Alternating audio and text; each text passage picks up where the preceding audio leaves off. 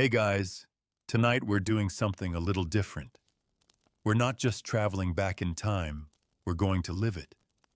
You're waking up not in your soft bed with clean sheets and blackout curtains, but in a damp wooden shack, your straw mattress crawling with fleas, and your stomach already grumbling.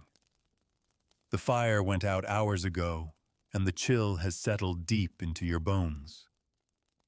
Outside it's still dark, but the village rooster is crowing like your life depends on it. Because it does. Your first job is to haul water from a filthy stream using a bucket with a cracked handle all before sunrise. And no, there's no coffee. Just the sound of your bare feet on the frozen dirt. You probably won't survive this. So before you get comfortable, take a moment to like the video and subscribe. But only if you genuinely enjoy what I do here. And hey, post your location and local time in the comments. I love seeing where you all tune in from. Now, dim the lights, maybe turn on a fan for that soft background hum, and let's ease into tonight's journey together. You're awake now, but it doesn't feel like waking. There's no snooze button, no gentle alarm tone easing you into consciousness. There's just the freezing air against your face and the weight of the coarse wool blanket tangled around your legs. You shiver. Not because the room is cold. It's not even a room. It's a single space you share with your family, your chickens, and the family pig, which is currently snoring beside the hearth. The hearth that's gone out. Again. Your eyes adjust slowly. There's no electricity, of course. Just a tiny sliver of moonlight slipping in through the slats in the wooden wall. You hear your father coughing. Your mother mutters something about kindling. A child stirs next to you, maybe your younger sibling, maybe your own child if you're older. Everyone's bundled close, for warmth, for comfort, for survival. Your stomach cramps, not the rumble of hunger you get after skipping lunch. Real hunger. The kind that feels like it's twisting your insides. Last night's meal was watery pottage barley, and whatever root vegetables you could dig up before the frost. You scraped the bottom of the pot clean, but it wasn't enough. It never is. You roll to your side and push yourself up. The air stings your skin. You fumble for your boots, leather cracked with one toe poking through, and pull them on over rough wool socks that haven't been dry in days. You add a cloak. It smells like smoke and damp earth. You step outside. The ground crunches beneath your feet. A hard frost covers the packed dirt path that runs between your croft and the neighbors. Thin wisps of smoke curl from a few other rooftops. You're not the first one up. You never are. You make your way to the stream, a wooden bucket banging against your hip. Your fingers go numb, gripping the handle. You don't speak. There's no one to talk to. The stream is slow this morning. A layer of ice has begun to form around the edges. You use a stick to break it. The water is dark and smells faintly of manure. You don't think about what's upstream. You fill the bucket anyway. You don't have a choice. The walk back feels longer with the weight of the water. Your shoulders ache. Your hands burn with cold. You slip once, nearly twisting your ankle, but you catch yourself on a fence post. No time to feel sorry. You trudge on. Inside, your mother has coaxed a flame back to life. The fire is small, barely more than a flicker, but it's something. She adds twigs. You pour water into the pot hanging over the hearth and add a pinch of oats. That's breakfast. If you're lucky, there might be a sliver of onion or dried garlic left. You stir with a wooden spoon that's been mended 3 times. You eat in silence. Everyone eats in silence. There's nothing to say. The day hasn't started yet. When the sun finally peeks over the hills, you're already outside, headed to the fields. You're a villain, a peasant tied to the Lord's land. You work his fields 3 days a week, sometimes more. Today is one of those days. You don't own the land, but you're expected to make it grow. Barley, rye, maybe beans if the soil isn't exhausted. You walk past the church. The bell hasn't rung yet. The priest sleeps late. He's not hungry. He doesn't hoe fields. You reach the Lord's domain. The soil is frozen near the top, then soft and sticky underneath. You and the other laborers break the earth with wooden spades. Your hands blister even through the gloves. The wind picks up. Dirt gets in your mouth, your eyes, your ears. You spit, but the taste lingers. Time doesn't pass here. It crawls. You pause only once, crouching behind a stack of hay to relieve yourself. There's no privacy. There's no shame. Everyone's too busy staying alive to care. At midday, you're allowed a break. You sit on a stone near the edge of the field and chew on a piece of bread so hard it feels like wood. It tastes like ash. There's no butter, no jam, just dry grain and spit. Then back to work. By the time the sun sets, your legs tremble from the effort of standing.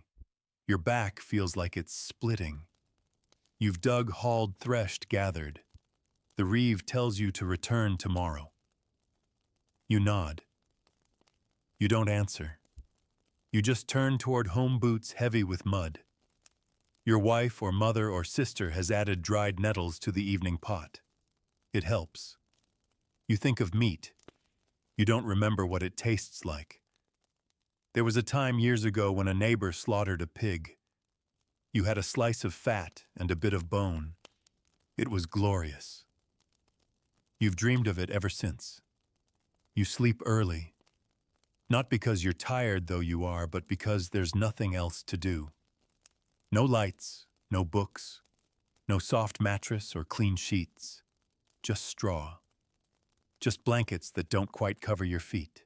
Just the sounds of a dozen breaths in the same room, and the occasional snort from the pig in the corner. You close your eyes, and you hope the fire doesn't go out again before dawn. Let's keep going. The fire held through the night barely. When you stir, a thin glow still pulses beneath the ashes. You roll over stiff as old rope and feel every bit of yesterday's work echo through your bones.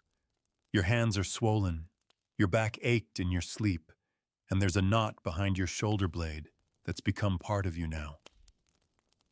You shift onto your elbow, listening. It's quiet. Not silent, there's no such thing in medieval life, but quiet in that heavy, watchful way the early hours always are. You hear the crackle of embers, the soft shifting of bodies, and then somewhere outside the call of a crow. Another villager is already up. That means you're behind. Again. You sit upright, swinging your legs over the edge of the bedding. The straw pokes your ankles. Someone's wet the corner of the blanket, probably the youngest. You don't blame them. The nights are cold, and the fear of venturing outside in darkness is very real. You slip on your boots, still damp from the frost that crept in yesterday. They make a squishing sound as you stand. Outside, the air is glass. There's a layer of white clinging to everything trees fences the sloped roof of the smithy down the road. Your breath fogs instantly curling into the air, like smoke from a snuffed candle. The sun hasn't yet risen, but the sky is beginning to pale. You tighten your cloak, pull your hood up, and head toward the shed. You need tools today. You'll be mending fences after your time in the fields. The wind last week cracked one of the outer posts, and a few of the rails came loose. If you don't fix them, the pigs will get out again. And if they get out, they'll trample the Lord's grain. And if they trample the grain, you don't finish that thought. Back inside, your wife is feeding the fire and soaking oats. She hands you a bowl without a word. It's thin, barely more than hot water, with a few grains floating in it. You thank her anyway. You eat it with a wooden spoon and try not to think about how empty your stomach still feels after the last bite. The children stir slowly. One of them coughs. Not the kind of cough that passes. A deep one. Wet and sharp. Your wife hears it too. You exchange a glance. She nods once and rises, moving toward the shelf where she keeps the dried herbs. There's not much left, some chamomile, a bit of horehound. She steeps it in water and tells the child to drink. It's bitter. The child whimpers but drinks it anyway. They're old enough to know better than to waste anything. You leave before the sun finishes rising. The fields are stiff with frost. Every step crunches underfoot. You pass other villages on the way, and women bent against the wind, scarves covering their faces, shoulders hunched beneath threadbare cloaks. No one speaks. They just nod. The work is, as you expect, hard, repetitive, cold. You harvest what's left of the cabbage patch, pulling the heads from the half-frozen ground. You bruise your palms on the frozen stalks, slice your thumb on a broken leaf. The pain is brief but sharp. You suck the blood away, wrap it in a strip of cloth, and keep going.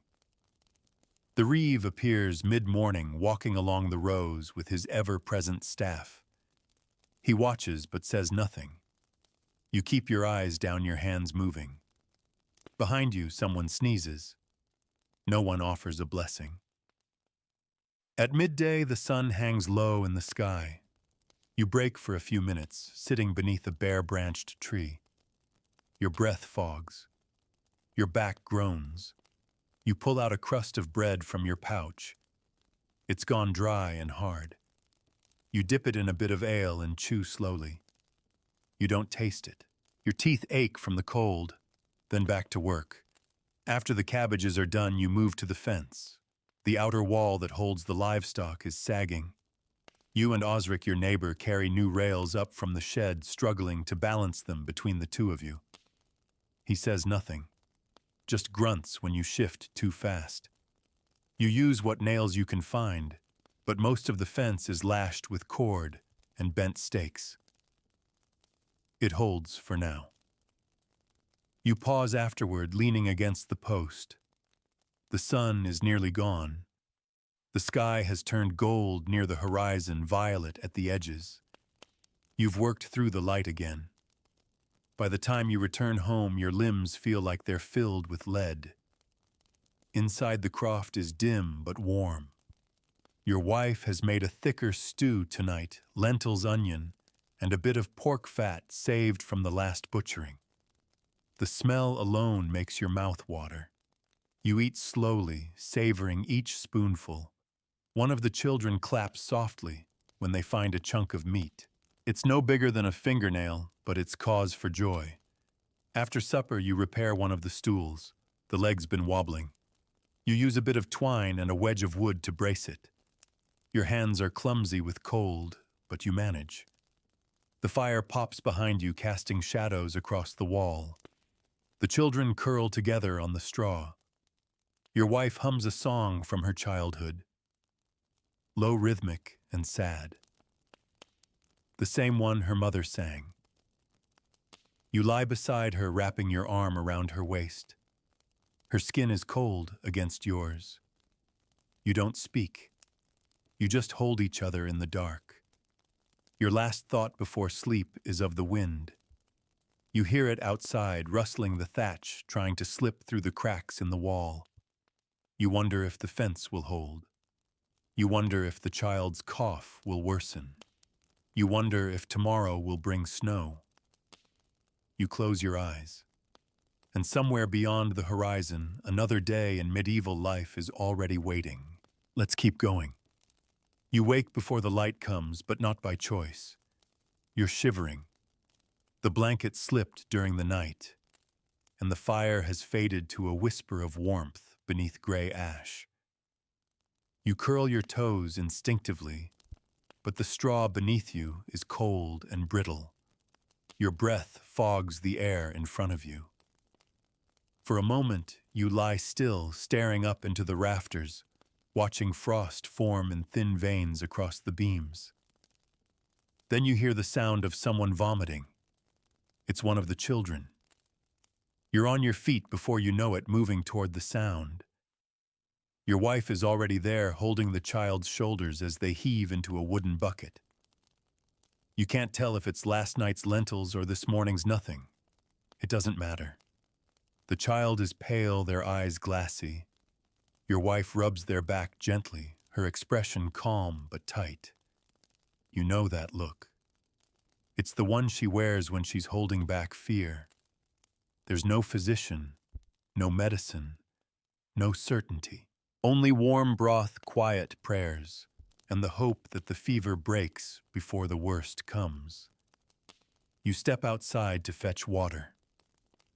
The world is a frozen breath held in time. The frost is heavier this morning, crunching loudly underfoot. The stream is almost completely frozen now, a glassy surface with narrow veins of dark water running beneath. You use the blunt end of your axe to break through your fingers, trembling.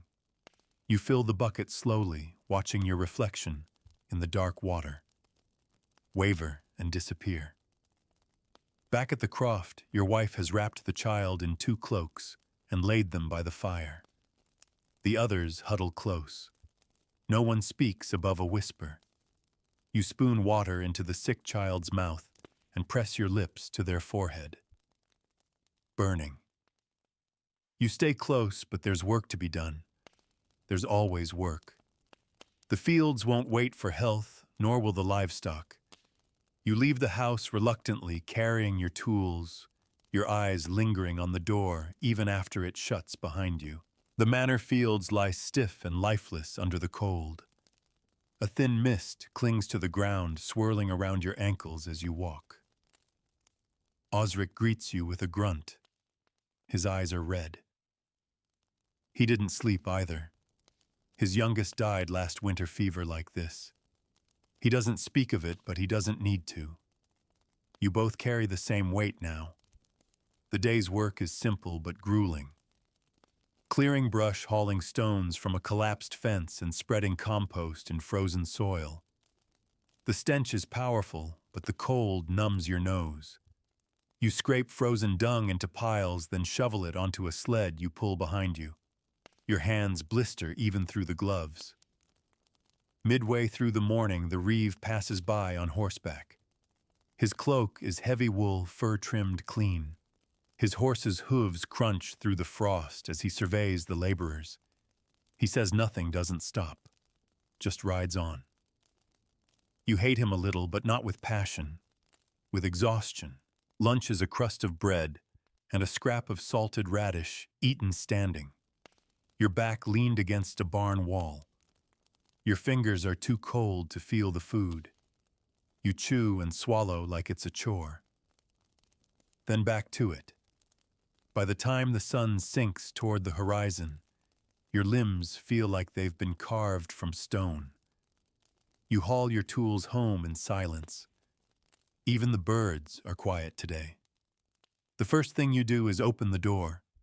Inside, the fire burns brighter now. Your wife has coaxed it higher to warm the croft. The child is asleep, skin still flushed but breathing easier. The others watch from the corners, eyes wide and waiting.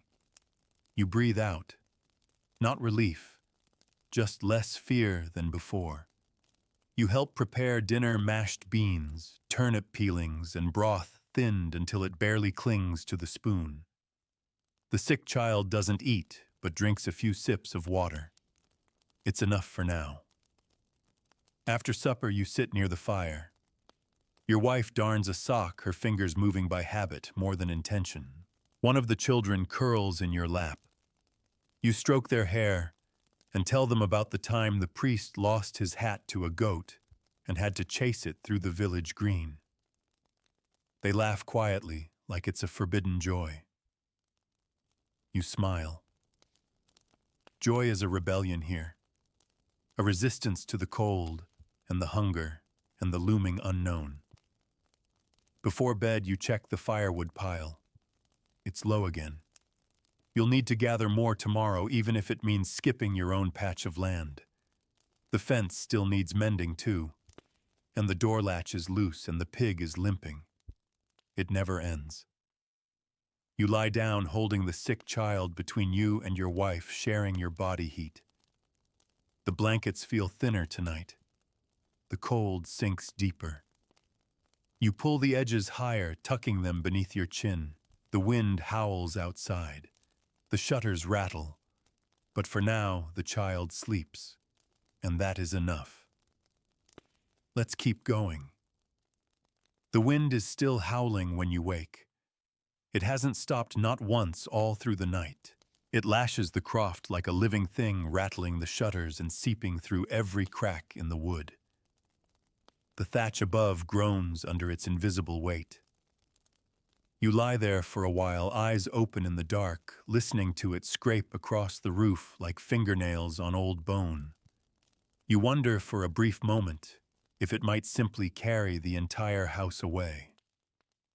The child beside you is breathing, slow, steady, with a faint rasp. The fever hasn't broken, but it hasn't worsened. That, in this life, is a victory. You slip out of bed, carefully trying not to disturb them. The fire is nearly out again. A few orange embers cling to life in the ash. You blow on them gently, add a few slivers of bark, then larger pieces of kindling. Your hands shake from the cold. When the flames catch the light, flickers across the walls, making the entire croft seem to exhale. Your wife wakes next. No words are spoken. She checks the sick child, places a hand on their forehead, then nods once. That's enough. Breakfast is the last of the turnip broth thinned with water. It smells earthy and sharp.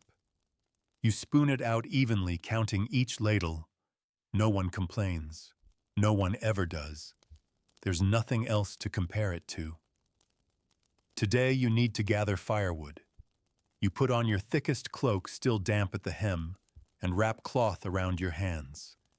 The axe is already dull, the handle splintered, but it will do. It has to. You grab a sack and a rope and step outside. The wind slams into you the moment the door opens. It steals your breath. You lower your head, brace your shoulders, and press forward. The trees at the edge of the village sway like drunk men, their branches cracking with every gust.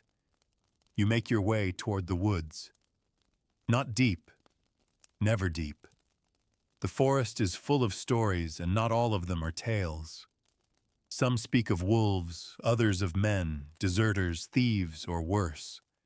But the truth is simpler. If you vanish into the trees, no one comes looking. You stay near the edge where the brambles grow and the branches are dry.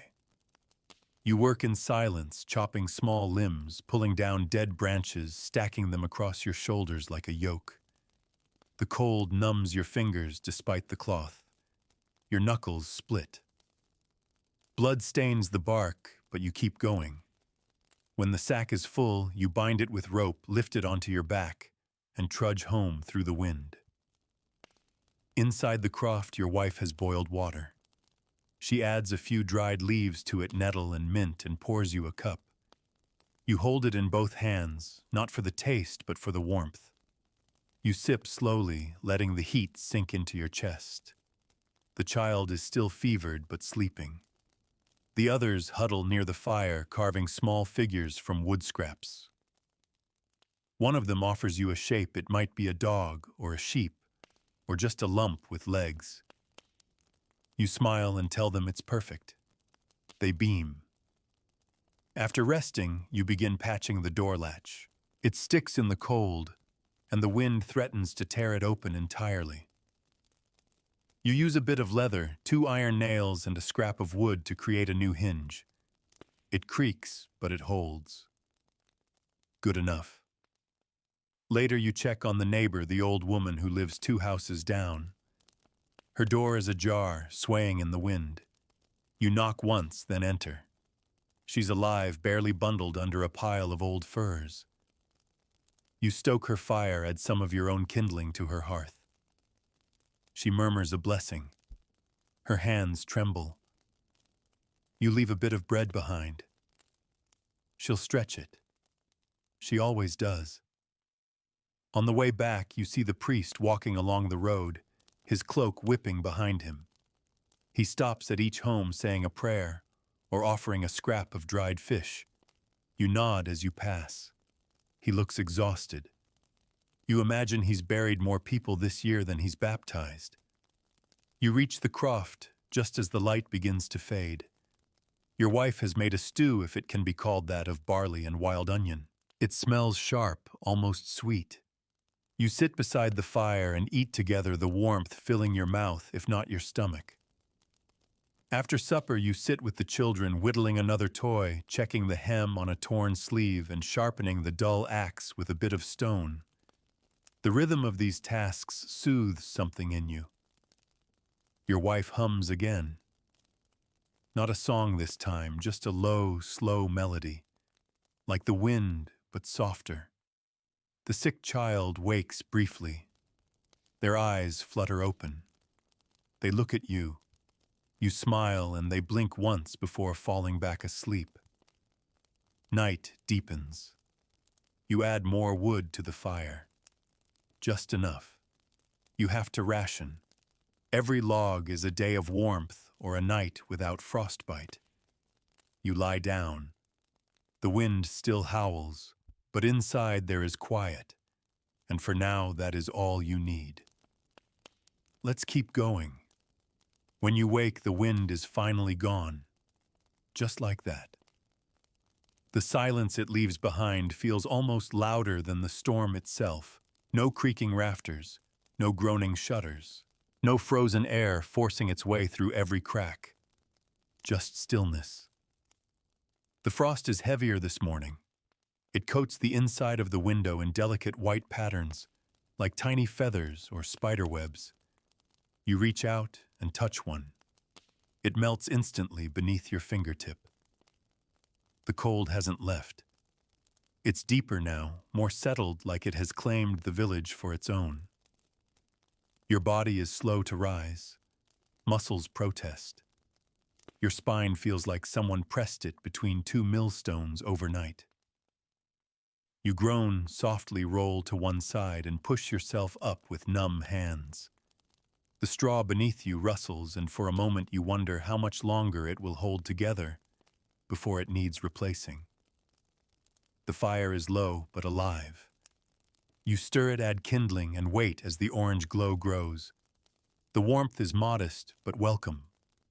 You kneel beside it, hands outstretched, letting the heat crawl up your fingers and into your wrists. The sick child still sleeps. The fever has lessened. Their breathing is calmer, their skin cooler. You touch their forehead gently, afraid to hope. Your wife watches you from across the room, her eyes heavy with the kind of tiredness that's not about sleep. This morning you're heading to the mill. The Lord's grain stores need grinding, and the Reeve has assigned you to help. You're not paid for this. It's owed. Everything is owed. You eat a crust of bread, hard stale, but enough to keep your stomach quiet. Then you pull on your boots, wrap your cloak tighter, and step into the pale morning. The mill lies at the edge of the village just beyond the stream. The water wheel turns slowly today, sluggish from the cold. The path is slick with ice and you walk carefully, each step chosen, each breath slow. The world smells like wet bark and old stone. Inside the mill, the sound is deafening. The grinding stones turn, fed by grain poured into the hopper above. Dust floats through the air like snow settling into your hair, your mouth, your clothes. Your job is simple: lift sacks of grain, pour them in, sweep up the spilled chaff, and repeat. The sacks are heavy. The rope burns your hands. Your back aches almost instantly, but you keep going. You always do. The miller says little. He nods at your work, then goes back to tending the machinery. He's been doing this since before you were born. You once heard he lost 3 fingers to the millstone in a bad winter. He never speaks of it. At midday, he hands you a cup of warm ale and a strip of dried fish. It's the most anyone has given you in weeks. You thank him with a quiet nod, then eat beside the window, looking out at the snow-covered path that winds back toward your croft. You think of your wife, the sick child, the others, whether the fire held while you were away, whether there's enough broth left for tonight, whether that last bundle of firewood will last another 2 days. The thoughts sit heavy in your chest. By afternoon, your hands are raw, your eyes stinging from dust. The reeve stops by, briefly inspects your work, then leaves without comment. You keep sweeping. When the sun begins to lower, the miller says you're done. You step outside into a sky washed in gold. The air is still and bitter. You wrap your scarf tighter and begin the walk home. The village is quiet tonight. Smoke rises from the chimneys in long, thin trails. A dog barks once, then falls silent. You nod to a neighbor stacking wood near his door. He doesn't look up. At home, the fire has been kept alive. Your wife meets you with a cup of hot water, steeped with a pinch of dried thyme. The sick child is sitting up now, pale but smiling faintly. You kneel beside them, brushing their hair back, heart caught somewhere between joy and relief. Dinner is warm, barley stew with a few shreds of dried meat. The taste is sharp, salty, comforting. The children eat quietly, eyes bright in the firelight. Afterward, you sit together by the hearth, your wife sewing the children carving toys from wood. You sharpen your knife, tend to your boots, oil the axe handle. Each motion is part of a rhythm you've known your whole life. Not fast, not exciting, but steady. And steady is what keeps you alive. The fire crackles. The shutters hold. You lie down, pulling the blanket high, pressing close to the warm bodies around you. You feel the weight of fatigue pressing into your bones, but it's gentle tonight. You close your eyes, the sound of the millstone still grinding in your ears. And somewhere in your dreams, the wheel keeps turning. Let's keep going. You wake with a strange sensation, stillness. No hammering wind, no distant coughing, no rush to rise before the sun. Just the slow, quiet rhythm of breath all around you, your wife's, the children's, even the pig's steady snore from the far corner. For a brief, precious moment, you stay under the blanket, letting your eyes adjust to the soft glow of morning seeping through the slats in the wall. Your body aches, of course, your back feels like it's been twisted in the night. Your knees scream when you move them, but it's a familiar pain. Predictable. In its own way, almost reassuring. You sit up slowly. The fire is still smoldering. Your wife must have woken before you fed it and gone to check the traps. She's always the first to move on days like this, quiet as smoke, never needing to be asked. One of the children stirs and climbs into your lap, half asleep, their hair a tangled mess. You wrap your arms around them, pulling the blanket up over both of you. Their skin is warm. Their breath smells like stale milk and hay. You don't stay there long. Warmth, after all, is not permanent. When you step outside, the air is clearer than it's been in weeks. Crisp and dry with a hint of wood smoke and snow. There's no wind, no fog, just a pale blue sky above and frozen earth beneath. The world feels frozen in place, like it's paused just long enough to take a breath before winter presses down harder. Today is Maintenance Day.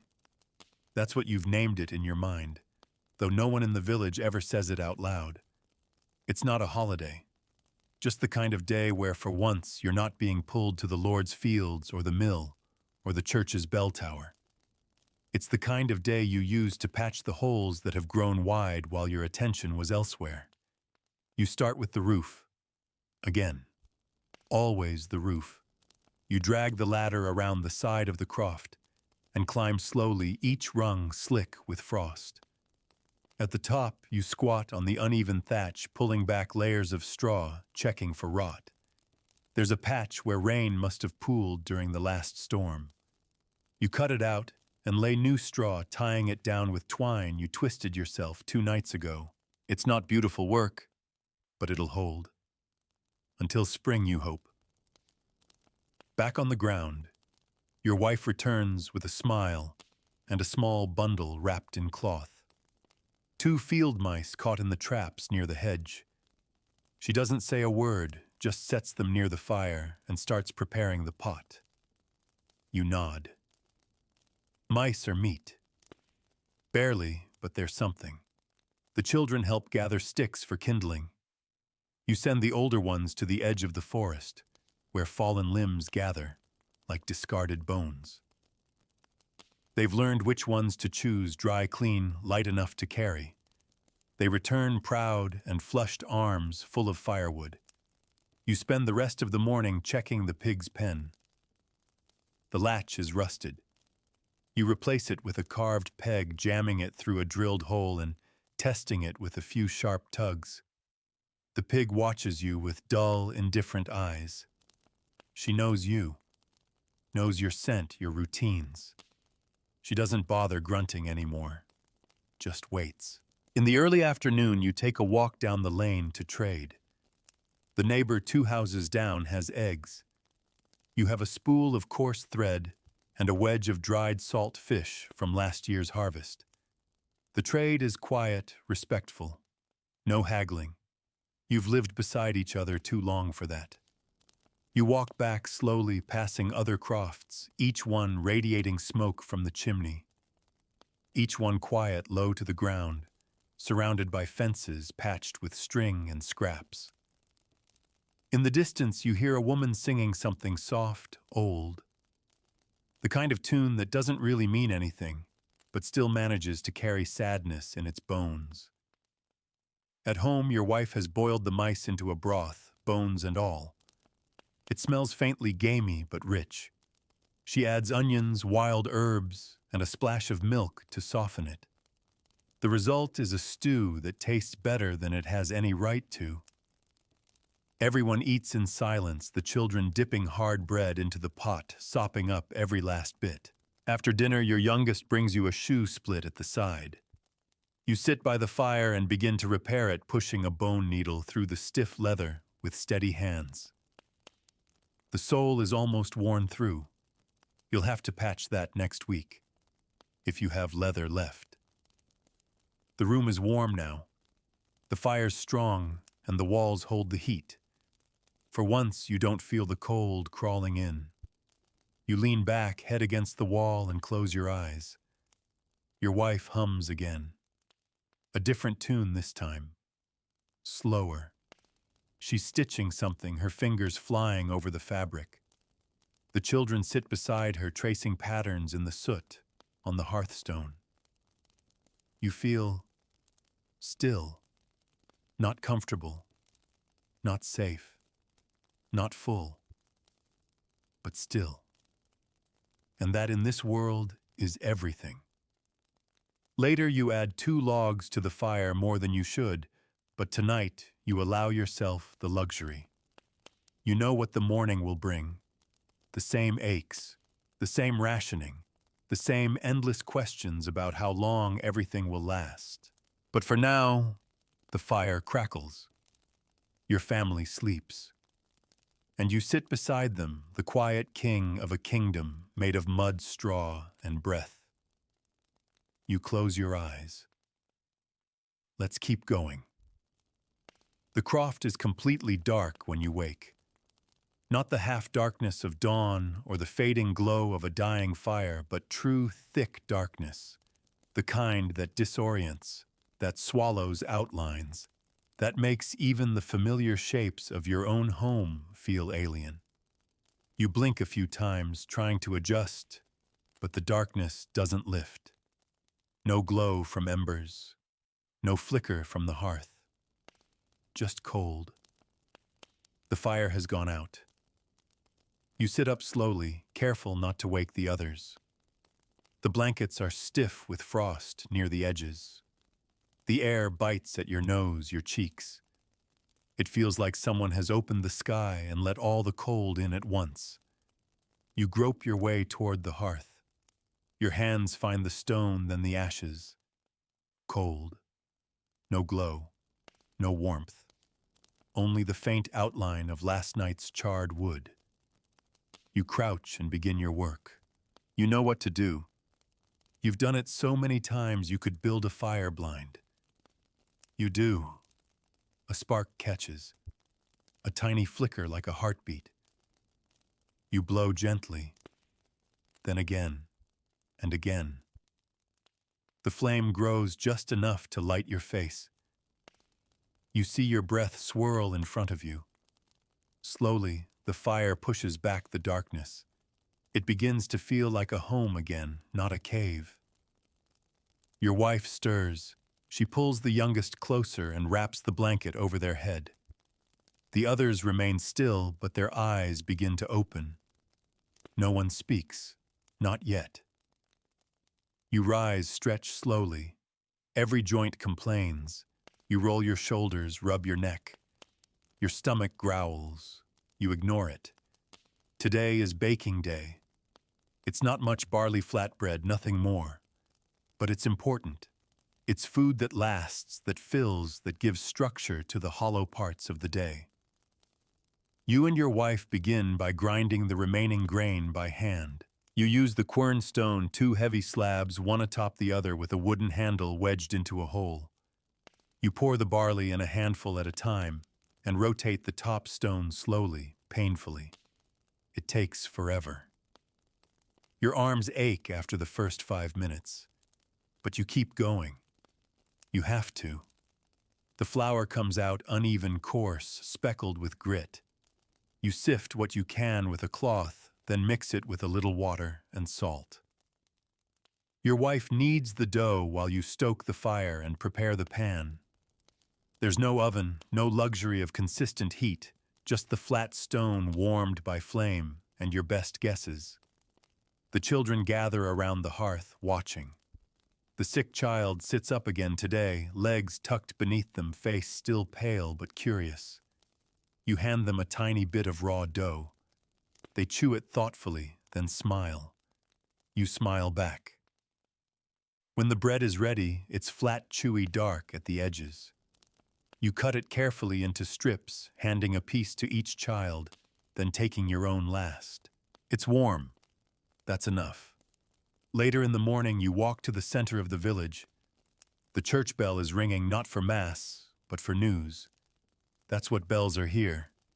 Messages in sound. The reeve stands in front of the church, reading from a parchment. His voice carries across the green a new levy. A portion of each household's barley is to be taken to the granary for the good of the manor. He says it with the kind of tone that suggests fairness. You know better. Everyone does.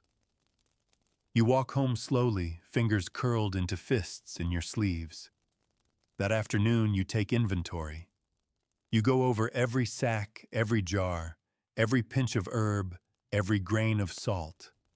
You estimate what can be spared, what must be hidden. You split your barley in 2, one portion for the reeve, one for your own family. You hide a 3rd small pile in a sack beneath the straw mattress, just in case. After that, you help your eldest child mend their tunic. The sleeves have torn near the shoulder, and their knees poke through the trousers. You patch the holes with scraps of old cloth, whispering a half-joke about growing too fast. They laugh, then say they'll stop growing if it helps. You tell them to grow anyway. To grow despite it all. Evening falls quietly. The wind doesn't howl tonight. It murmurs a soft voice slipping through the trees and the cracks in the wall. The fire burns steady. The smell of barley still hangs in the air. Supper is a repeat of breakfast. Bread dipped in water with a pinch of mint. The children eat quickly, you eat slowly. You think of the levee, of the dwindling flour, of the sick child's pale cheeks. Afterward, you sit beside the hearth knife in hand, working on a new handle for the spoon that snapped last week. You carve it slowly, shaping the wood, smoothing the edges. Your wife weaves strips of rush into a small mat. The children lie beside her, curled like kittens' eyes, flickering with sleep. You finish the spoon, place it beside the others. One more thing that works. One more thing whole. The fire crackles. Your bones ache. You lie down once more, wrapping the blanket tight across your shoulders. Your wife breathes evenly beside you. One of the children turns in their sleep, murmuring a dream. And just before you drift off, you think you made it through another day. You wouldn't last a day in medieval times. You already have. Let's keep going. You wake to the sound of footsteps outside. Not hurried, not panicked. Just deliberate boots crunching frost, someone passing by your croft before the sun is fully up. You rise slowly, not startled, just cautious. There's no knock, no shout. But in the village movement, that early usually means something. You dress in silence. The fire is down to coals again. You add 2 twigs, a few curls of bark, and breathe gently until the orange glow grows into flame. The light flickers across the wall, catching the bundles of dried herbs, the patched cloak hung by the door, the half-mended basket in the corner. Your wife is awake now too. She nods to you without speaking. There's no need. Her eyes say it, go find out what's happening. You step into the cold. The frost crunches under your boots as you walk up the path. Others are stirring too. Osric is feeding his chickens. A girl from 2 doors down carries water in a bucket, her braids swinging behind her. Everyone's pretending it's just a regular morning. But the air feels different. There's tension tucked behind every nod. You follow the path toward the church where the reeve is standing, arms crossed, flanked by 2 guards. His breath comes in white puffs as he speaks, voice clipped. A family on the far end of the village has lost their oldest son, fever, gone in the night. The words hit harder than they should.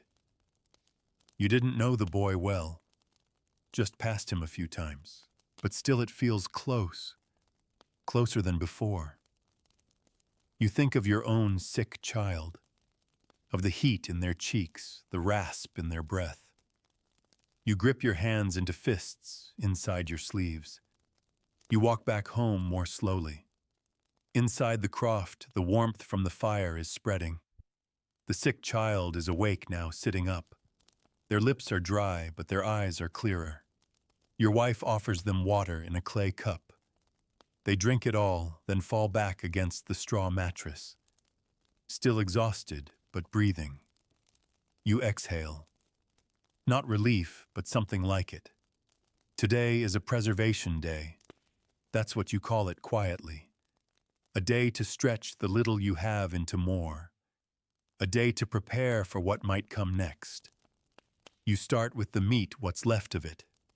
A small hunk of salted pork, just enough to flavor a few pots of stew. You cut it into paper-thin slices and hang it above the hearth, away from smoke, but close enough to dry slowly. Then you and your wife go through the dried vegetables, split peas, onions, garlic bulbs, dried mushrooms collected in autumn. You grind some into powder for soup. Store the rest in waxed cloth. You check the flour. The sack is half empty. You decide to make broth from bones today. You bring down a sack of chicken bones saved from weeks past, brittle and white. They go into the pot with water, a few chopped onions, some stale bread crust. The smell that rises isn't rich, but it's comforting. Warmth pretending to be food. The children help quietly. One stirs the pot, another feeds the fire. The youngest holds your hand while you carve strips of cloth into bandages just in case. Midday passes quietly. You sharpen your knife, mend a broken hinge on the stool, and help your wife pluck thistles from the dry patch of garden soil near the door. She's trying to coax something from it even now. Cabbage, maybe, or wild spinach. You don't expect anything to grow this deep into winter, but the act matters. Later, Osric stops by with the news of a burial. The boy's funeral is tomorrow just after dawn. No feast, of course. Just a hole, a blessing, and cold earth. You nod and offer a strip of dried apple. He accepts it, chews slowly, then leaves. You spend the afternoon reinforcing the shutter hinges. The wind is bound to return soon, and the last storm almost tore one clean off. You use a bit of rawhide to secure the wooden pegs. Your hands bleed from a splinter. You rinse it in the water bucket. You don't flinch. As the sun sets, your wife begins to hum again. The tune drifts through the room like smoke settling over everything. The flickering firelight, the sound of the soup bubbling gently, the quiet rustle of children drawing in the ash. You serve dinner in small wooden bowls. Everyone eats slowly. The sick child manages a few bites. That's more than yesterday. Afterward, you sit beside your wife, her shoulder pressed to yours, watching the fire die down. The croft is warm for now. You've done what you can. Hidden your barley. Repaired the roof. Kept the fire alive. You sharpen your knife again. Not for protection. For cooking. For cutting twine. For shaving wood to patch holes in the floor. The tools of survival are never flashy. When it's time to sleep, you lie down last. You pull the blanket high and press close to the others. The air is cold, but your breath warms your corner of the croft. Outside, the sky is clear, and in the stillness for the first time in weeks, you can see the stars. You stare up through the cracks in the roof and count them. Let's keep going. The church bell tolls once low and solemn as you open your eyes. The sound settles across the village like a shroud, soft but final. Today is the burial. You don't speak as you rise. No one does. There's a quiet around grief that doesn't need to be taught. Even the children seem to feel it stirring under the blankets, but not playing, not laughing. The sick child is asleep still.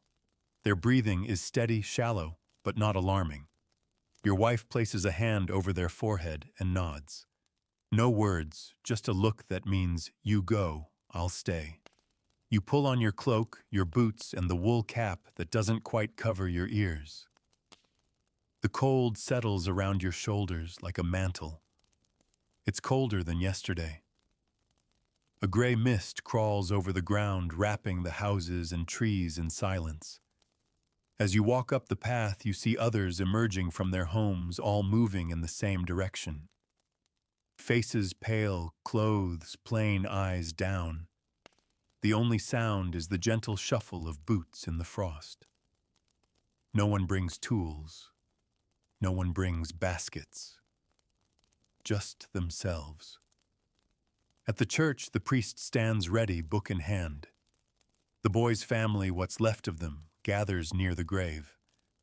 A shallow rectangle in the hard earth rimmed with loose clods of frozen soil. The boy's body lies wrapped in a coarse shroud, hands folded, face covered. You stand with Osric and a few others, heads bowed. The priest speaks in Latin at first, then in plain words.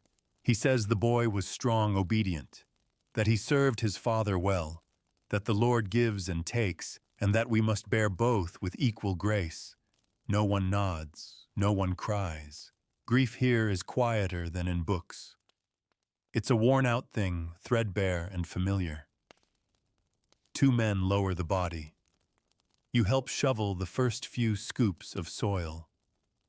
The sound is heavier than you expect. Each thud against the shroud is like a drumbeat. Afterward, people linger for a few moments. Then they drift away one by one. No procession, no songs, just the slow turning back toward work, toward homes, toward the next thing that needs doing. You return home with dirt still under your fingernails. Your wife meets you at the door with a weak smile. The sick child is awake, sitting up. They've eaten a bit, held down water. You let out a long breath. Again, not relief, but something like it. The rest of the day unfolds in a quiet rhythm. You gather kindling with the children. You refill the water bucket, taking care not to slip on the slick stones near the stream. You stop to speak briefly with the old widow, who gives you a pinch of dried thyme in exchange for help mending her fence next week. Back at the croft, your wife prepares a soup with barley and turnip peel. She adds the thyme and stirs, slowly humming beneath her breath. The tune is the same she sang last week, the same she always sings when she's hoping for something she won't speak aloud. In the afternoon, you sharpen your tools, your hoe, your small hand axe, your carving knife. Each stroke of the whetstone is measured patient. It's not for combat. It's for continuity. Dull blades waste time. Sharp blades save lives. The children help repair a frayed rope used to tie down the thatch. You show them how to twist the fibers, how to knot them tightly. The youngest asks if it'll keep the stars out. You say no, but it'll keep the rain out. They say that's good enough. When the sun begins to dip, you carry a small bundle of wood to the neighbor with the collapsed roof. He's older, can't lift much now. You leave it without a word, just a nod. He nods back. At supper, you all sit near the fire and share what little you have. The soup is thin but hot. The sick child takes a few spoonfuls, then falls asleep in your wife's lap. You watch the fire for a long time after the meal. You don't say much. No one does. The children draw in the ash with sticks. Your wife sews a patch onto her only scarf. You wipe down your tools and store them near the door. You wonder not for the first time what it would take for this life to change. Not just for you, for everyone. For the boy in the grave. For the child with the fever. For the woman with no roof. You wonder if anyone anywhere is asking the same questions and finding answers. But you know the truth, wondering doesn't feed a family. So you rise, bank the fire, and lay down in the straw. You press your hands to your chest to keep them warm. The children settle beside you, limbs tangled. Your wife exhales her breath soft against your neck. And outside, the village falls into silence once more. The earth is harder now. The nights are longer. But you are still here. Let's keep going. You wake slowly this time. Not from cold or sound or hunger, but from something softer. The light. For the first time in what feels like days, maybe weeks, the morning sun is streaming in gently through the gaps in the wall. A pale, honest light, yellowed slightly with the chill but still warm enough to notice. It falls across your wife's cheek where she sleeps beside you, and catches the hair of one of the children who has wrapped themselves like a cat around your legs. For a moment, it almost feels like spring. It's not, of course. The frost hasn't gone anywhere. The cold still clings to your breath, still wraps around the croft like a second roof. But the air is different. There's clarity to it. Less weight, less silence. You rise without sound, brushing the straw from your sleeves as you step toward the hearth. The fire has burned down again, but the coals are strong this morning. One touch of dry kindling, a careful breath, and the flames flicker back to life, stretching, like they too are waking. Your wife stirs, rubbing her eyes. She smiles, faintly eyes following the sunlight that creeps along the floorboards. "We should air the blankets," she whispers. You nod. Today will be a cleaning day. Not a rest day, there are no such things, but a shift. The kind of day you use to tend to the things inside rather than out. Not because there's less to do in the village or the fields, but because sometimes your soul needs the hearth swept, the blankets beaten, the corners checked for mice. Sometimes survival means pausing, just long enough to look around and remember that you still have a home to keep. You begin with the floor. You sweep with a bundle of reeds tied together with rough twine, brushing the dirt and soot toward the door. The children help, using their hands to collect scraps of thread, bone, splinters, and the odd stone. You praise them for their work, and they beam. Even when praise is thin, it matters. Your wife takes the blankets outside one at a time and beats them clean with a stick. Dust clouds rise into the morning sun like smoke, and your croft for once smells less like sweat and more like the outdoors. The pig is curious about the activity. It snuffles at the doorway, then grunts and returns to its corner. It too knows the rhythms of your life. Later, you reorganize the food stores. The sacks are lighter than they were a month ago. One has a mouse hole chewed through the bottom.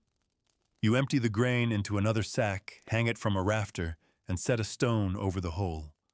You'll check it again tomorrow. Your wife rewraps the bundles of herbs near the fire. She picks through the dried sprigs with a practiced eye, discarding the ones that have gone to dust.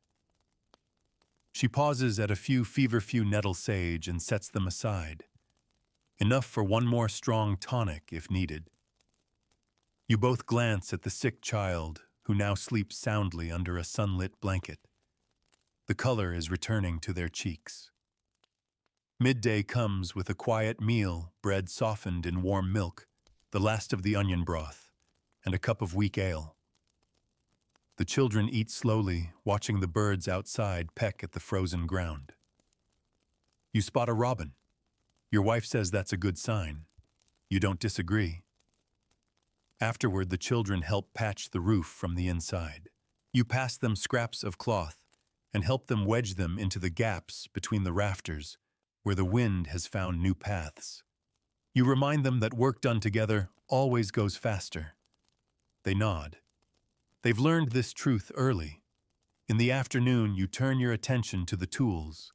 You oil the hinges of the door, sharpen the blade of your hoe, and check the trapline rope for frays.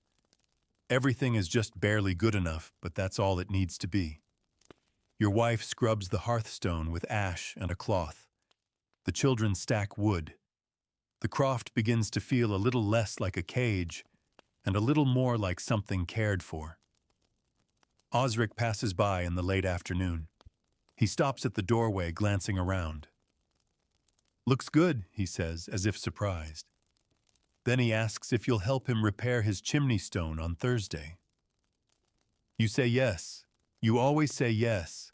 As evening falls, you bring in the blankets again. They smell of wind and sunlight and a little like straw. You pile them near the fire, letting them soak in the heat before bedding down again. Supper is quiet. Bread again, a handful of dried peas boiled with some thyme. You ration carefully, setting aside a portion for tomorrow without even thinking. It's instinct now. Afterwards, your wife sings a different song, one you haven't heard since last winter. The children don't know the words, but they sway along. One of them claps softly in time. You smile and join her on the last line. You settle in near the fire. The tools are in their place. The children are clean and fed. The floor is swept. The roof patched. The grain hung safe from mice. You've done everything a person can do in a day. You lie down. The firelight flickers across the walls. The roof creaks above you, the wood shifting slightly in the night air. And you close your eyes to the rare feeling that something, however briefly, is in order. Let's keep going. It's still dark when you wake, but this time not because of the hour, because of the clouds. The air is heavier today, thick with a dampness that sticks to the walls, to your skin, to your breath. You can't see the rain yet, but it's there. You can smell it, feel it in your joints. The roof above you ticks and groans with the change in air like it too is bracing. You stoke the fire before anyone else rises. The coals are reluctant this morning, the kind of reluctant that speaks of bad weather. You coax the flames, patiently feeding them bark and straw and small offerings, whispering to them like they're shy animals. Eventually, they flicker to life, dim, sullen, but alive. The first drops of rain start not long after. Not in a storm, not in sheets. Just a slow, steady patter, like the sound of someone drumming fingers on a wooden table. It taps on the thatch, trickles through the cracks in the wall, finds its way beneath the door and across the floor in thin, shining trails. Today will be a leaking day. There are always days like this in late winter. Days where no matter what you do, the croft feels soggy, where your skin feels wet even before you've touched water, where the smell of damp rot creeps in at the corners. You and your wife begin the ritual without speaking. She moves to gather dry cloths. You grab the wooden bowl and place it under the drip near the window. The children help dragging baskets and jars to the high shelves. You show them how to tilt the lid just so to keep the water from pooling. The pig, annoyed, snorts and turns in its corner. Even it seems irritated by the weather. Outside, the world is gray. The path to the village center is a river of mud. The garden is a soup of sludge. Nothing can be done with the fields. No gathering, no wood chopping. Everything halts on a day like this. It's as if the land itself has said no more today. But that doesn't mean there's rest. You take advantage of the time to mend things. The net for trapping birds frayed from use is untangled, retied. The hem of your cloak is sewn where it's begun to unravel. You patch a hole in the wall near the floor where mice have been nibbling. The children bring you small stones, and you wedge them into the gap, sealing it with mud and straw. Your wife boils water, precious now with the wood so damp. She steeps mint leaves in it and adds a pinch of dried apple peel. The steam fills the croft with a faintly sweet scent, hiding the smell of mold and wet cloth. The sick child drinks a small cup. They're stronger now, sitting up longer, speaking more. It's a small miracle, the kind you don't speak aloud for fear of scaring it off. At midday, the rain is still falling. The roof holds mostly. A few new drips. You collect the water where you can. Rainwater is cleaner than stream water this time of year. You use it to wash the children's hands and faces, to rinse the cooking pot, to soak a crust of bread until it's soft enough to chew. Later, the neighbor's boy stops by, soaked to the bone, shivering. He's looking for salt. His family's stores have gone damp, and they've nothing left to preserve what's remaining of their pork. You give him half of yours without hesitation. His hands shake as he tucks it into a scrap of cloth. You offer him a place by the fire, a hot drink. He refuses politely, eyes darting toward the path, as if he fears staying too long might be punished by the rain itself. As evening falls, the croft feels darker than usual. Even with the fire burning well, the light doesn't bounce the same way. It's swallowed by the damp. The children play quietly, with a string puzzle you made them, twisting loops around fingers, trying to form patterns. One gets it right, and the others applaud with soft, sleepy delight. Your wife cooks a barley mash with a few turnip slices. The mash clings to the wooden spoons like glue. No one complains. Hunger does not allow for complaints. You eat in silence, the sounds of rain filling the space between bites. Afterward, you check the roof again. Run your fingers along the beams.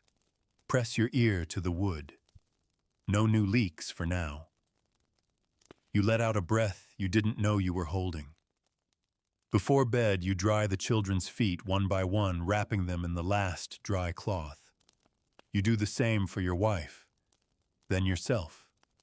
You lay the damp garments near the fire in a careful pile, hoping they'll dry by morning, hoping there's still enough wood for one more blaze tomorrow. You lie down in the dark. The rain still falls, and though the fire is steady and the roof is holding you sleep lightly, half dreaming of storms and rotting thatch of water rising through the floor. But you're still dry, for now. And in this world, for now, is a victory. Let's keep going. By morning, the rain has stopped, but the world it leaves behind is quieter, heavier. The croft smells of steam and earth, damp wool, wet straw, that sour scent of moisture that settles in when things don't have the chance to dry. You rise early as always, though your limbs protest. The floor is cold and slick beneath your feet, and when you step outside to empty the night's waste, the mud nearly takes your boot with it. The sky is thick with gray clouds, still bloated and undecided. You know better than to call it cleared. Still, there is work to do. Today is your turn on road duty. A path just beyond the village, nothing more than a trail of churned earth, really has flooded again, and the Reeves' orders have come down. Dig trenches, redirect the water. Lay stones if you can find them. It's a labor tax, like the grain, like the firewood, like everything. You eat quickly, bread and weak ale, and kiss your wife on the forehead before leaving. Her hand lingers on your arm for a moment longer than usual. She doesn't need to say it. Don't overdo it. Come back whole. The walk to the flooded path is a squelching, filthy slog. Mud seeps into your boots and holds fast. At the low bend in the road, two others are already there, Garth and old Merrick. Garth nods as you approach, already swinging a shovel. Merrick just grunts. You pick up the only available tool, a broken-handled spade. Its edge is dull, its grip slick from use, but it digs. That's all that matters. Together, the three of you begin cutting a narrow trench alongside the path, creating a channel to pull the water toward the field ditch. The soil is heavy, wet, reluctant. Every scoop sticks. Every movement pulls at your spine. You work like this for hours, backs bent, boots sunk, faces grimy. You don't speak unless it's necessary. A nod here, a warning there. No time or breath to waste. When noon approaches, Garth pulls a small cloth from his coat. Inside a boiled egg and a lump of cheese. He breaks them in three without a word. You take your share, hands shaking, and eat with your eyes closed. It tastes like rest. The water begins to move as the trench deepens. Slow at first, then with more confidence. A thin stream finds its way toward the ditch, trickling over the stones you placed. The mud groans as it shifts. A puddle drains. You all exhale. Small victories, always small. You return home sore, soaked, and silent. Your wife greets you with a bowl of broth and a warm cloth. The fire has been stoked high, and the croft feels like a haven despite the smell of wet wood. The children are gathered near the hearth, sorting dry beans into piles for tomorrow's meal. Even the pig seems content buried in hay. The sick child has improved. They're humming now quietly while tracing shapes in the ash with a stick. Their skin still glistens with sweat, but their smile is real. You reach out, brush a damp curl from their forehead, and something inside you loosens. In the evening, you sit near the hearth and work on binding the old shovel handle. You shave a branch down, wrap it in leather scraps, and wedge it into the head.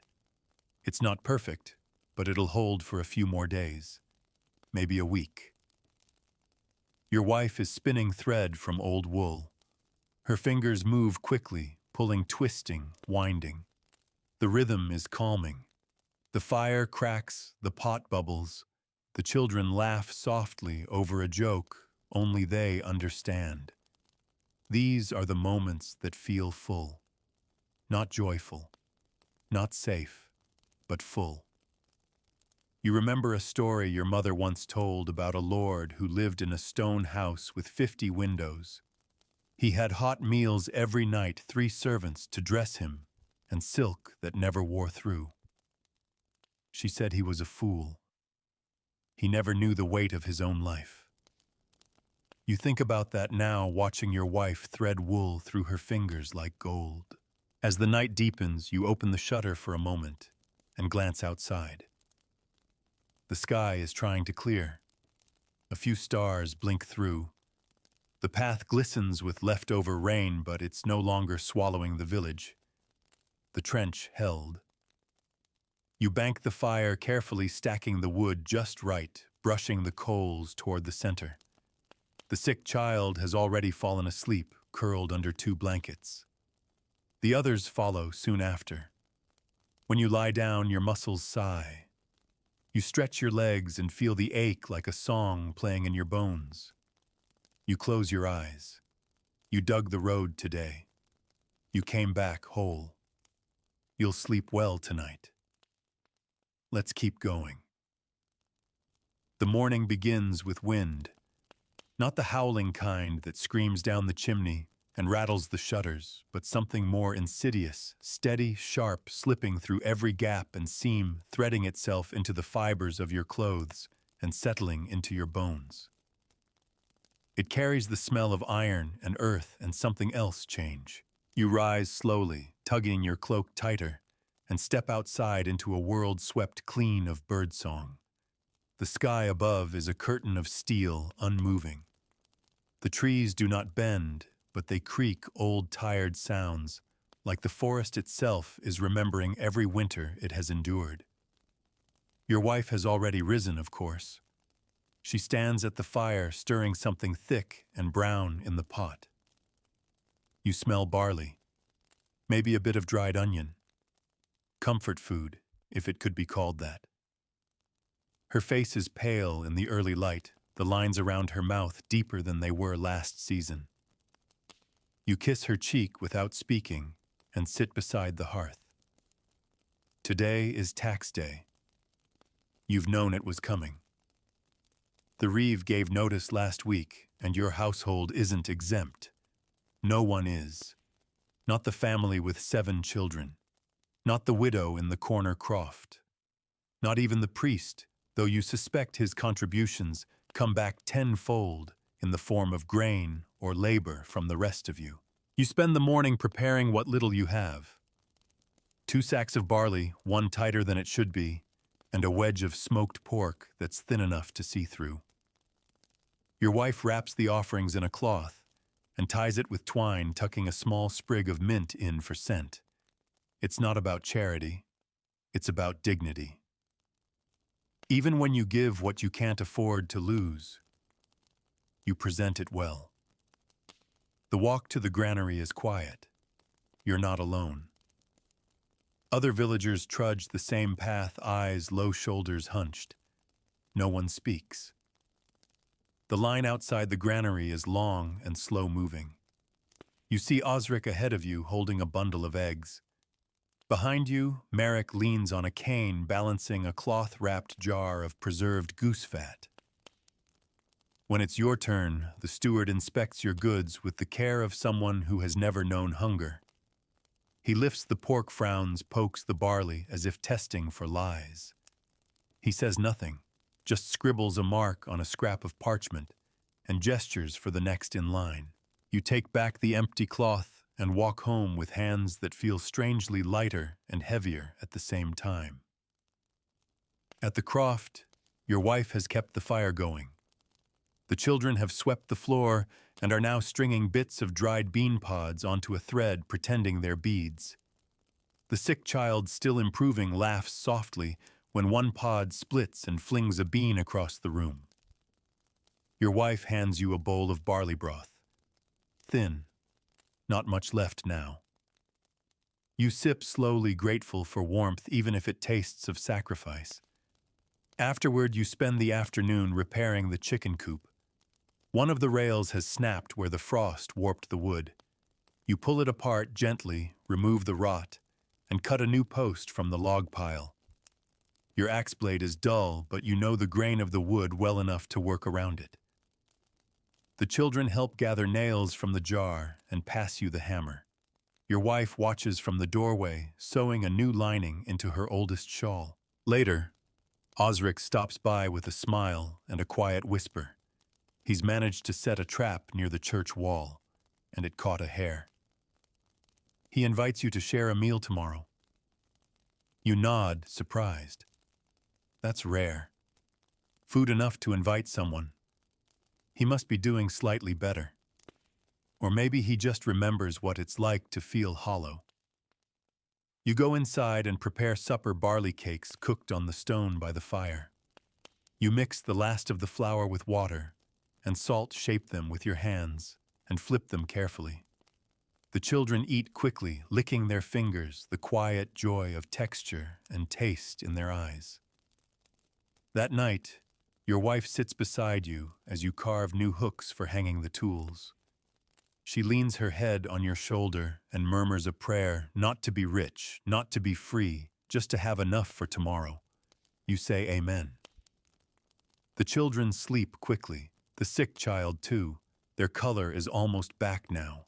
You watch their chest rise and fall, listen to the fire, let your body soften against the wall. Tomorrow you'll return to the fields. The day after, maybe the forest, to set traps, to gather sticks, to check the snares. The tax is paid.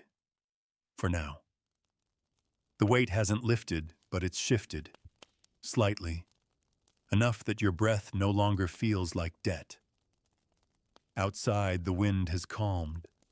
The stars, when you check the sky, are back. Let's keep going. The morning begins with a hush. Not silence exactly. There's always some sound in the village, but a kind of stillness that feels intentional. Even the roosters seem to crow more softly, and the pigs snuffle with less urgency. You rise slowly, noticing that the air has shifted again. Not warmer. Not yet. But different. Like the breath before a question is asked. Today is market day. It's not every week that you can go. Not every household has anything to offer, and even fewer have anything to trade. But your wife has worked hard the past few days, spinning what remained of last year's wool into a decent-length thread. It's enough to barter for something, maybe dried apples, maybe a pinch of salt. You dress carefully, layering the tunic you've patched 3 times over your shirt, tucking the hem into your worn belt.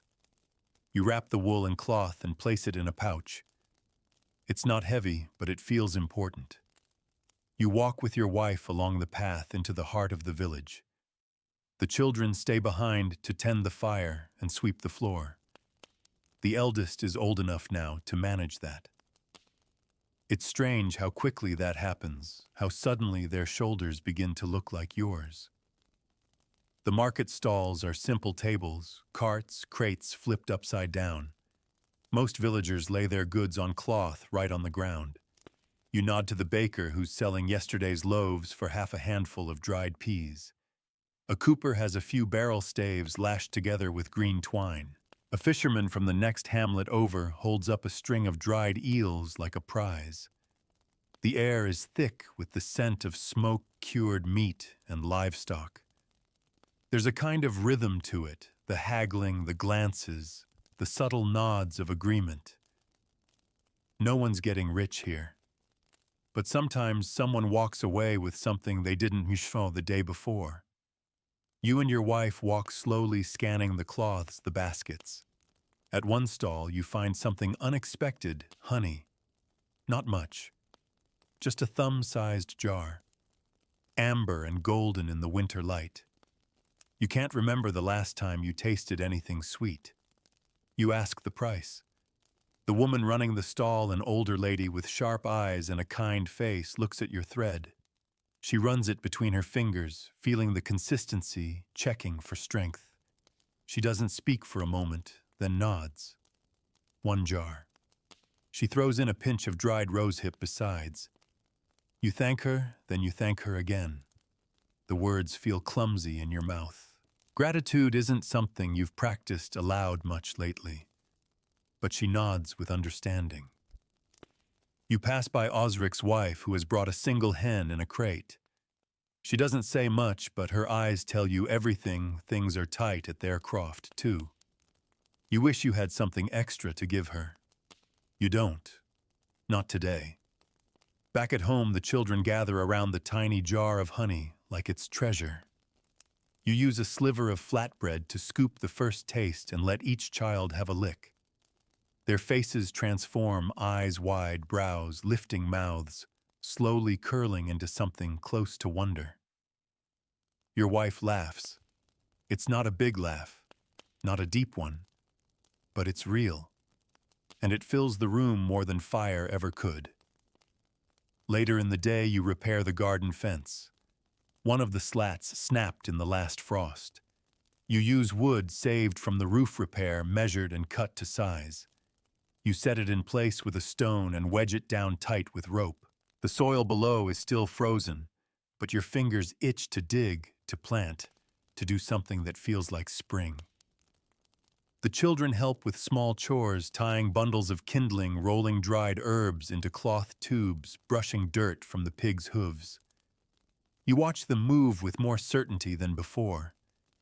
They know their place in this life now, and that knowledge is something you've worked hard to give them. That evening, your wife prepares a stew using the rosehip you bartered for. The scent fills the croft. It's a simple thing, tart and warm. She saves the last spoonful for the sick child, who now sits beside the hearth, combing knots out of their hair and humming tunelessly.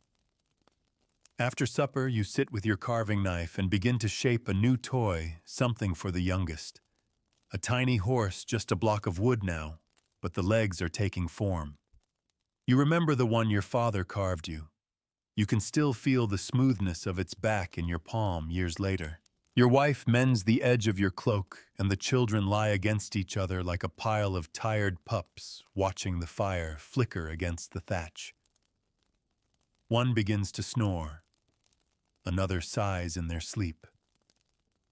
You lay the toy aside, only half finished, and smile. Tomorrow, if the weather holds, you'll check the traps again. Maybe even walk to the edge of the woods. There's talk of rabbits near the abbey walls. You bank the fire, draw the blankets close, and lie beside your wife. Her hand finds yours beneath the cloth. Your bones still ache, but your stomach is full. The roof holds. The children are quiet. And there's a smear of honey on your finger that you haven't yet wiped away. You smile in the dark. Let's keep going. It's the cold again that wakes you, but not the bitter, biting kind. It's the kind that whispers instead of screams. The kind that seeps in slowly, reminding you that spring might be on the calendar, but the ground still remembers winter. You sit up slowly, letting the stiffness in your shoulders ease before standing. Beside you, your wife stirs, but doesn't wake. The children are wrapped in a bundle of limbs and blankets. The sick one now indistinguishable from the rest, a good sign. You pause a moment, watching the way their chests rise and fall, the slow rhythm of sleep. Then you move. There's something sacred about the quiet before dawn. Not holy in the church sense, but in the way it feels earned.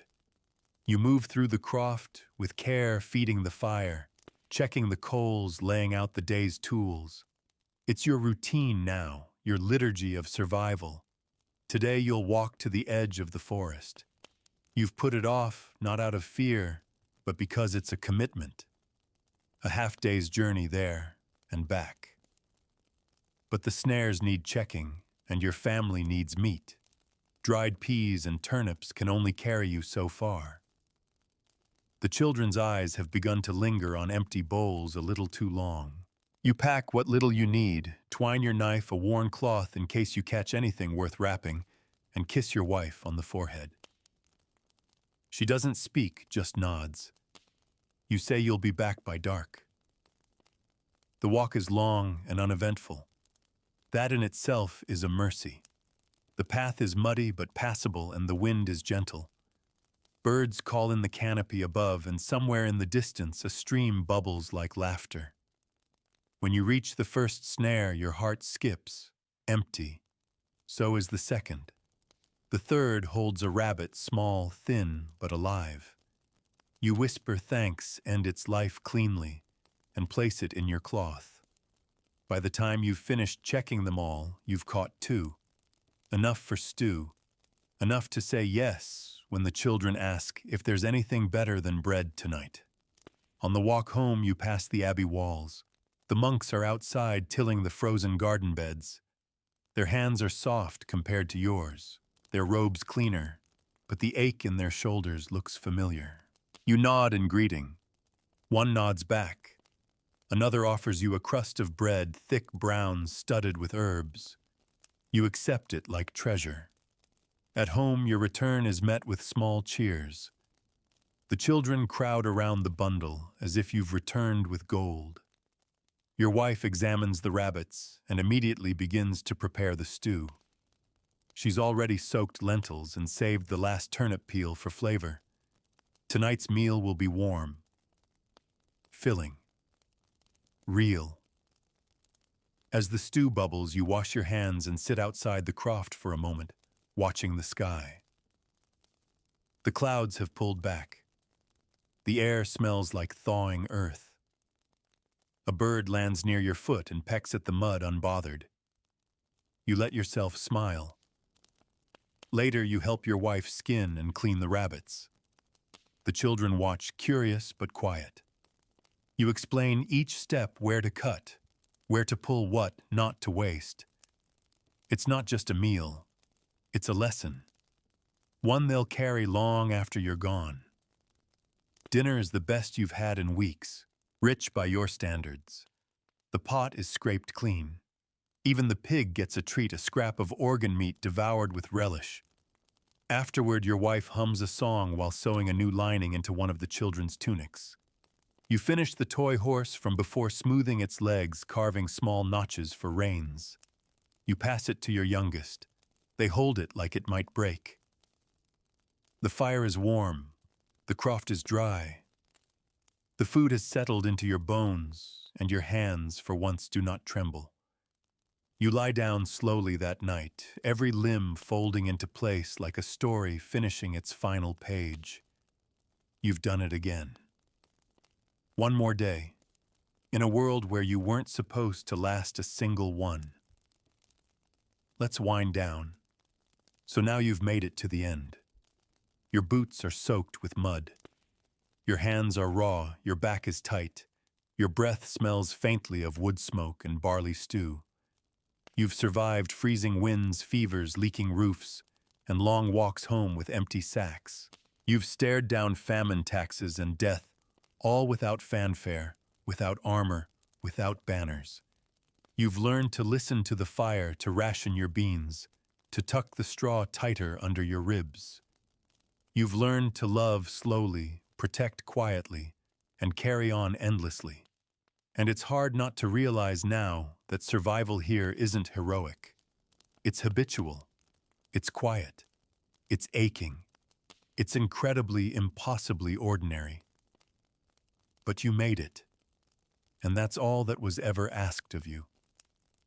So as you close your eyes, just imagine that final evening. The fire crackling low. The toy horse resting beside a sleeping child. The stew pot still warm. The stars blinking through the thatch above.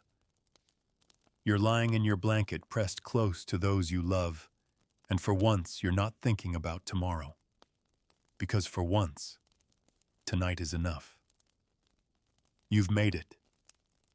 Sleep well, weary traveler.